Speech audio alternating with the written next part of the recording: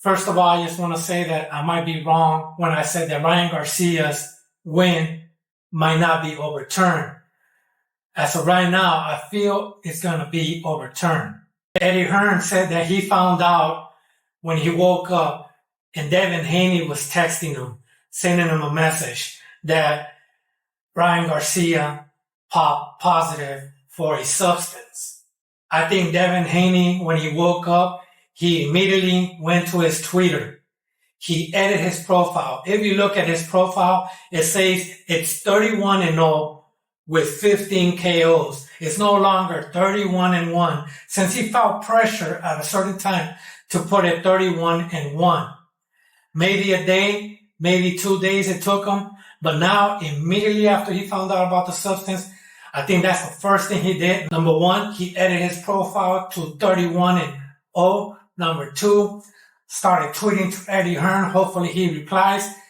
And number three, he hopped on that plane to go to ESPN.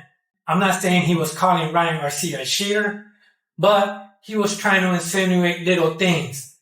Then the person giving the interview told him, will you accept a rematch with Ryan Garcia? Devin Haney was stuttering like he was Walter Weeks. He was stuttering. You could tell he didn't want to fight. He was trying to make all these excuses. Why not? But I'm going to be honest. And this video is about what's next for Devin Haney. And this is the honest truth. He's damaged goods. Yes, Devin Haney is still trying to make money. He's still the champion. If he goes 31-0, he's still there. Number two, Eddie Hearn, Bazan, and Matchroom are trying to generate money out of someone that can't even fill the stadium. And I think he's not going to be able to fill any stadium. People already know he has a glass jaw. It don't matter how you say it or how you say that Ryan Garcia beat him. It is well known that he had a glass jaw. It's not an excuse on why he hit the canvas because Ryan Garcia had substance. He had a weak shin before. He cannot fight Matias. He cannot fight Pitbull. He might fight Teofimo, but I feel that, and I'm going to be honest, I feel like it's an American product. It's the American product. It's a Cinderella story. And to be honest, people already see that he is not that great. People might get offended with what I'm saying, but he is not that great. Tank, he is a solidified great boxer. Terrence Crawford is a great boxer. Devin Haney is a product. I'm not saying there's a conspiracy with the drug testing. We're just going to say Ryan Garcia popped and he's guilty. Just to avoid the benefit of doubt of people saying, oh, you're trying to lean towards Ryan Garcia. And just like Eddie Hearn said on his interview that he's been on both sides of the testing positive. There's another YouTuber, I believe his name is Eli. He likes to say Eli reporting. He was interviewing Robert Garcia. Robert Garcia and the other gentleman in that interview, I believe his name is Pete, they were saying Robert Garcia was guilty. But Eli brought something, and he mentioned Alicia Baumgartner. According to Eli, Alicia Baumgartner trains on the same place Devin Haney.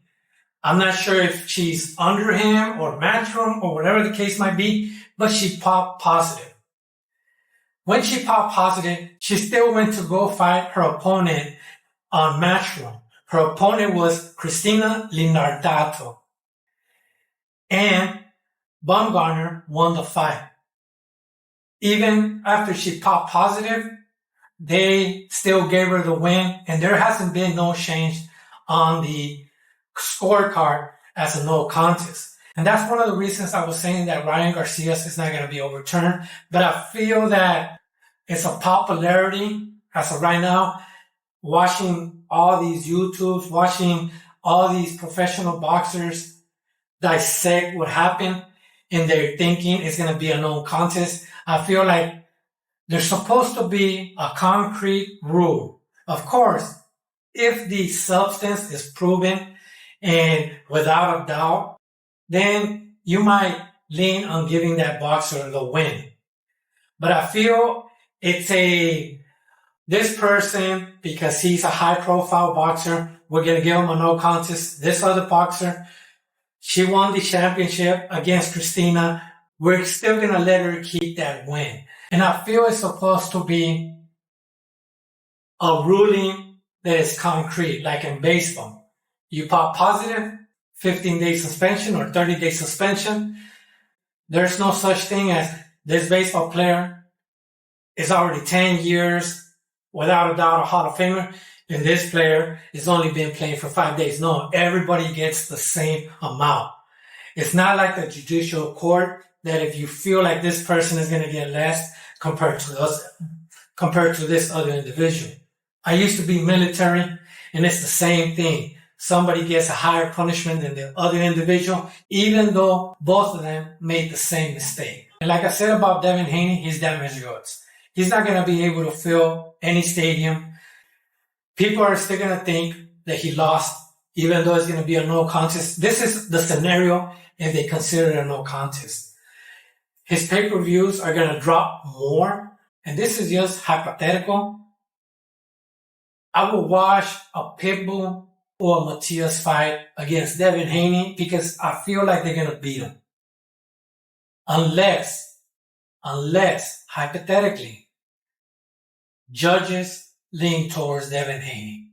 I don't think he will be able to beat Pitbull or Matias. Other fights, all he's going to be doing is fluffing his stats. Because for me, he's no longer one of the top boxers. He was called a weight bully. I don't care if he was called a weight bully. I don't think David Benavidez is a weight bully. I don't think Devin Haney is a weight bully. Why? Because they make weight and they follow the rules. At the same time, the IBF, where Matias is at, they have rulings or on paper that you cannot exceed a certain amount during the fight after your weigh-in. I'm not trying to get off topic so much, but what's next for Devin Haney? He's going to take time off. He already realized he's not that great. Also, his shin already took that hit, and it's hard to recover.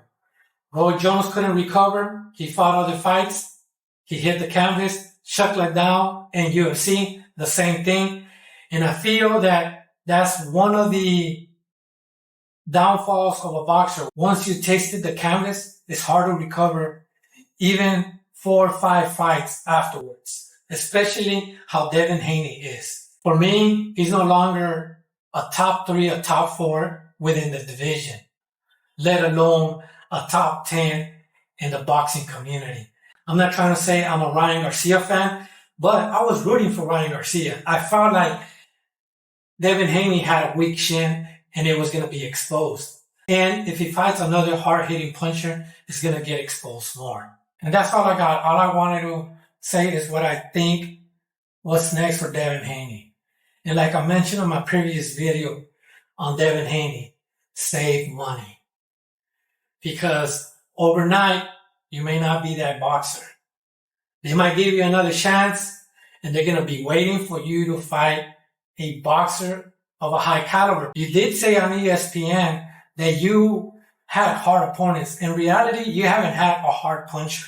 And people are going to be waiting. People that know boxing are going to be waiting for that good puncher to fight you. That bout that you have, it's good. But there's champions that people don't know. And they do know you. But now more fans know that the top champions, you're not included. And that's all I got. Thank you. Thank you for watching.